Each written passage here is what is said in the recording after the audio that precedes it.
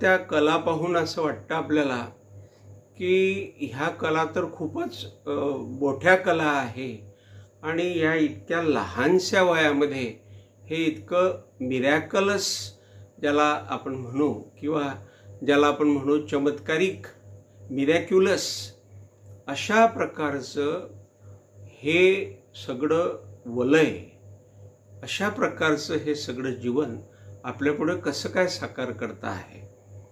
आता मी असं म्हणेन की हे सगळं ईश्वराचं आहे. मला तर ईश्वराचंच वाटतं. जरी माणसाला किंवा त्या लहान मुलांना जरी असं वाटलं की माझ्या आईवडिलांनी हे आमच्यासाठी तयार केलं, आमच्या आईवडिलांनी आमच्यावर खूप मेहनत केली, असं जरी त्यांना वाटलं, ते बरोबर आहे. आईवडिलांना तर करावंच लागेल.